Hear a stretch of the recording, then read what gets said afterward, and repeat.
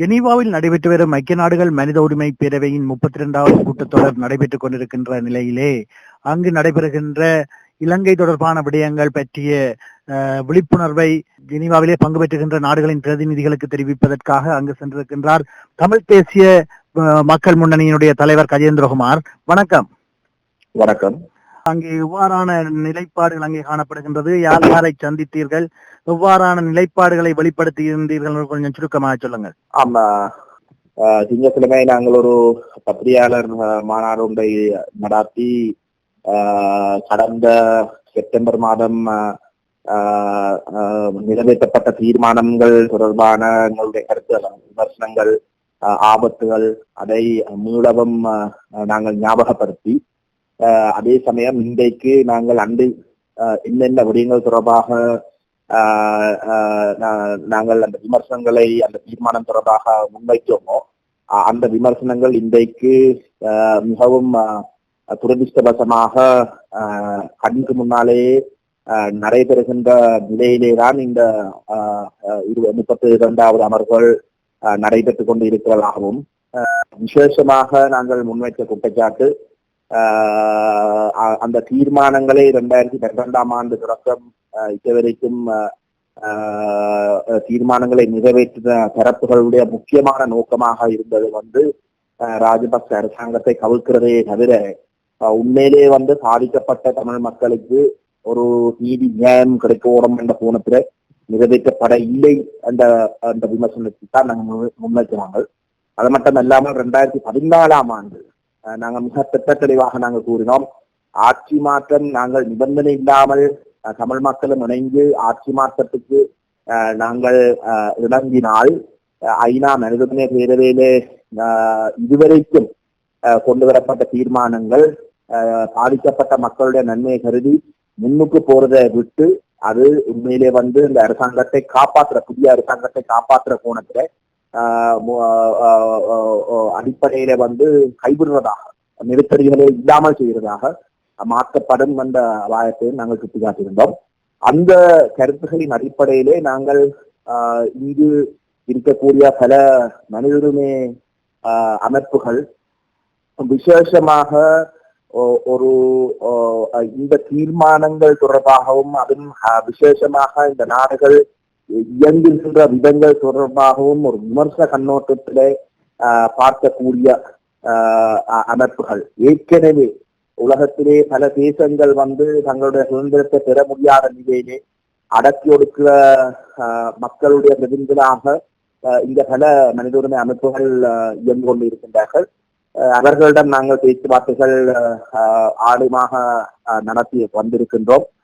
நாடுகளை பொறுத்தவரையிலே உங்களுக்கு நன்றாக தெரியும், இங்கு இருக்கக்கூடிய வல்லரசு நாடுகள் அமெரிக்காவாக இருக்கலாம், இந்தியாவாக இருக்கலாம், இன்றைக்கு ஒரு தங்களுடைய நாட்டின் நலன்களுக்கு சார்பாக இருக்கக்கூடிய ஆட்சி கொழும்புல இருக்கின்ற நிலையிலே அந்த ஆட்சியை பலப்படுத்துகிற கோணத்திலேதான் அவர்களுடைய சிந்தனை அனைத்தும் இருக்கின்றது. இந்த அமெரிக்கா, இந்தியா போன்ற நாடுகள் தான் இந்த தீர்மானங்கள், இலங்கை தொடர்பான தீர்மானங்கள் பின்னாலே இதுவரைக்கும் இருந்தது.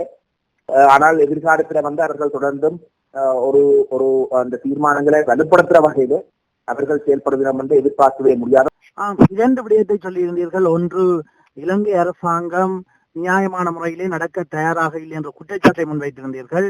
அதைவிட வல்லரசு நாடுகள் கூட தமிழர் தரப்புக்கு அல்லது பாதிக்கப்பட்ட மக்களுக்கு சாதகமான முறையில் குறித்த பிரேரணையை வலுப்படுத்தும் வகையில் ஏற்படுவதற்கு தயாராக இல்லை என்றும் சொல்லியிருந்தீர்கள். அப்படியானால் குறித்த பாதிக்கப்பட்ட மக்களின் நியாயம் கிடைக்கும் வகையில் குறித்த தீர்மானத்தை வலுப்படுத்துவதற்கு எவ்வாறான நடவடிக்கைகளை மேற்கொள்வதற்கு நீங்கள் திட்டமிட்டிருக்கின்றீர்கள்? முதல் கட்டமாக ஐநா மனித உரிமை பேரவையை பொறுத்தவரையில 2 விதமாக இருக்கு. உண்மையிலே நாடுகளுடைய ஆதிக்கம் தான் ஐநா மனித உரிமை பேரவையில கூடுதலாக இருக்கு.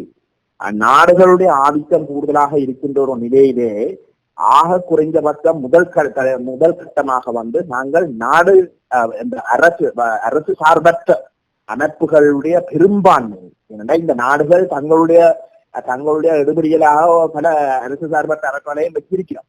ஆனாலும் உண்மையிலே உலகத்திலே பல தேசிய இனங்கள், பாதிக்கப்பட்ட தேசிய இனங்களுடைய அரசு சார்பற்ற அமைப்புகள், மனித உரிமை அமைப்புகள் இங்கு பிரதிநிதித்துவம் பெற்று இங்கு இயங்கிக் கொண்டிருக்கின்றார்கள்.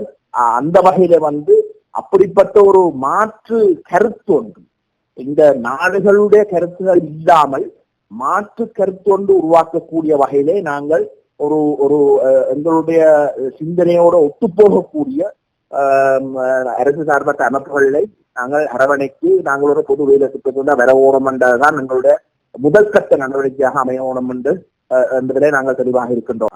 மனித உரிமை அமைப்புகளை நீங்கள் சந்தித்து கலந்துரையாடியதாக முன்னர் சொல்லியிருந்தீர்கள். குறிப்பாக இந்தந்த மனித உரிமை அமைப்புகளை சந்தித்தீர்கள் என்று சொல்ல முடியுமா? மனித உரிமை அமைப்புகள் இந்த நூற்றுக்கணக்கான அமைப்புகள் இருக்கு. 2 விதமான சந்திப்புகளை நாங்கள் நடத்தி இருக்கின்றோம்.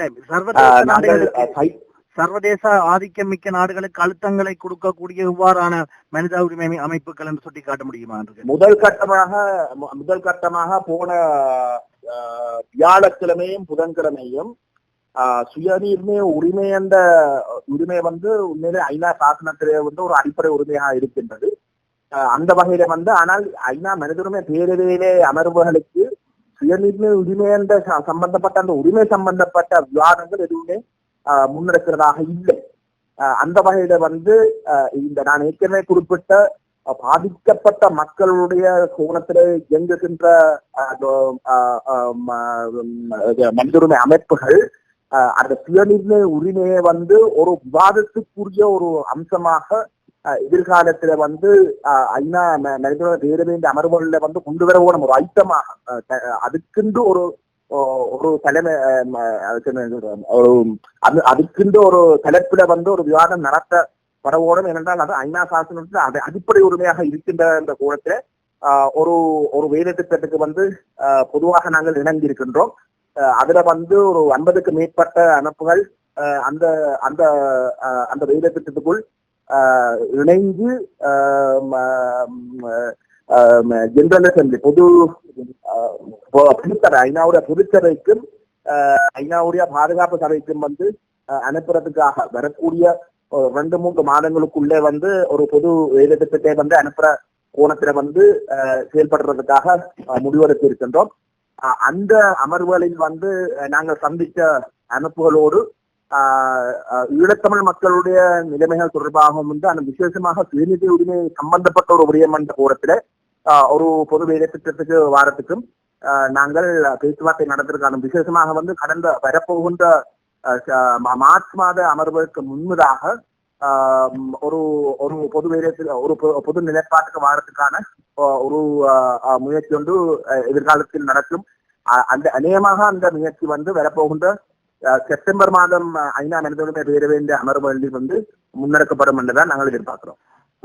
திரு கஜேந்திரகுமார் அவர்களே, உங்களிடம் இறுதியாக ஒரு கேள்வியை கேட்க வேண்டும். உங்களுடைய நிகழ்ச்சி நிரலிலே ஐக்கிய நாடுகள் மனித உரிமைகள் ஆணையாளர் அல்லது சக்தி வாய்ந்த நாடுகளின் பிரதிநிதிகளை சந்திப்பதற்கான ஏதாவது ஏற்பாடுகள் அல்லது முயற்சிகள் இருக்கின்றதா? முயற்சிகள் இருந்திருக்கின்றன. ஆனா துரதிருஷ்டவசமாக வந்து மனித உரிமை ஆணையாளருடைய அலுவலகத்துடைய அந்த சந்திப்பு நான் இங்கு வருவதற்கு நான் சனிக்கிழமை தான் வரக்கூடிய இருந்து நான் வருவதற்கு முன்பதாக வந்து வெள்ளிக்கிழமை வந்து நடைபெற்றிருந்தது. ஏனைய நாடுகளுடைய சந்திப்புகள் உங்களுக்கு ஏற்கனவே தெரியும். தமிழ் தேசிய கூட்டமைப்புடைய தலைமைகள் வந்து இங்கு மிக தெளிவாக கூறியிருக்கின்றார்கள். நாங்கள் தேர்தலில் தோத்து போன ஒரு தரப்பாக தங்களுக்குத்தான் மக்கள் மட்டத்தில வந்து ஆணை வழங்கப்பட்டு இருக்கின்றதாகவும், ஆகவே நாடுகள் வந்து எங்களை நேரடியாக வந்து ஒரு நேரடி சந்திப்புகளுக்கு எனக்கு தனிப்பட்ட முறையிலே தமிழ் தேசிய மக்களுடைய தலைவர் என்ற வகையில வந்து வாய்ப்புகள் இதுவரைக்கும் வழங்கவில்லை. அதற்கான முயற்சிகளை தொடர்கிறீர்களா? அந்த முயற்சிகள் ஏற்கனவே முன்னெடுக்கப்பட்டிருக்கின்ற ஒரு நிலையிலே தான் எங்களுக்கு சொல்லப்பட்டிருக்கின்றது வந்து தங்களுக்கு நேரம் இல்லை.